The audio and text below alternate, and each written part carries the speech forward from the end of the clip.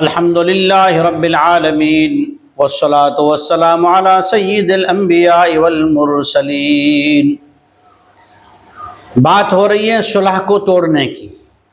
جب مشرکین نے مکہ اور کفار مکہ نے عہد پیمان اور صلح توڑ دی، جو آپس میں لکھائی ہوئی تھی، ایگریمنٹ ہوئے تھے جنگ بندی کرنے کے، کیا ہوئے تھے کہ ہم بھی آپ سے جنگ نہیں لڑیں گے، اور جو باہر سے کوئی دشمن آ کر اگر حملہ کرتا ہے تو اس کا بھی ساتھ نہیں دیں گے۔ لیکن ان لوگوں نے ساتھ دیا دشمنوں کا اور آپس میں جنگ بندی شروع کر دی۔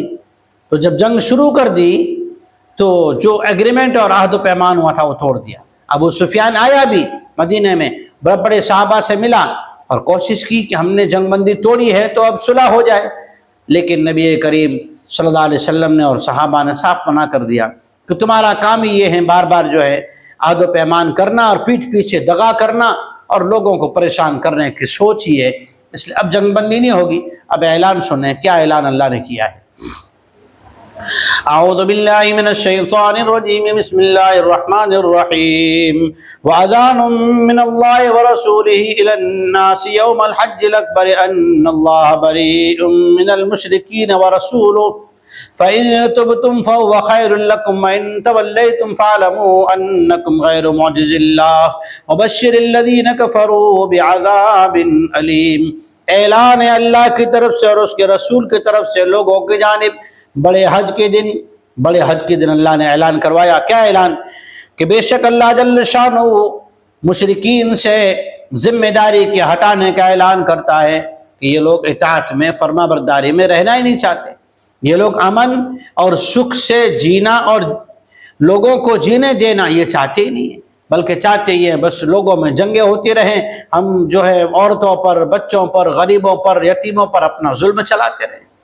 اللہ جل شانہ اور اس کا رسول مشرکین سے آزادی کا اعلان کرتا ہے کہ ہماری کوئی ذمہ داری نہیں، ہاں لیکن اللہ تو اللہ ہے، اگر تم لوگ توبہ کر لو تو تمہارے لیے بہتر ہے، یعنی کفر و شرک اور یہ غداری اور گنڈہ گردی چھوڑ دو، تمہارے لیے کیا ہے، یہ بہتر ہے۔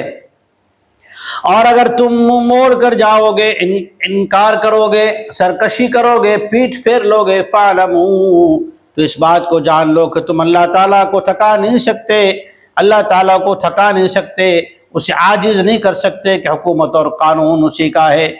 وَبَشِّرِ الَّذِينَ كَفَرُوا بِعَذَابٍ أَلِيمٍ اور انکار کرنے والوں کو، کفر کرنے والوں کو عذاب علیم کی خوشخبری سنا دو کہ جب وہ ماننا ہی نہیں چاہتے، دنیا کے انسانوں کو، غریب مسکین یتیموں کو اپنی زندگی جینے کا حق دینا نہیں چاہتے، تو یہ انکار کرنے والے ہیں اللہ کی قدرت کا، اللہ کی ذات کا، انہیں جو ہے عذاب علیم، دنیا میں عذاب یہ ہوگا کہ دل میں سب کچھ ہو کر بھی اطمینان نہیں ہوگا، مرنے کے بعد اللہ جل شانہ کی طرف سے ذلت والا عذاب ہوگا، نہ یہاں چھٹکارا ہے نہ وہاں جینے کے لیے کوئی سہارا ہے۔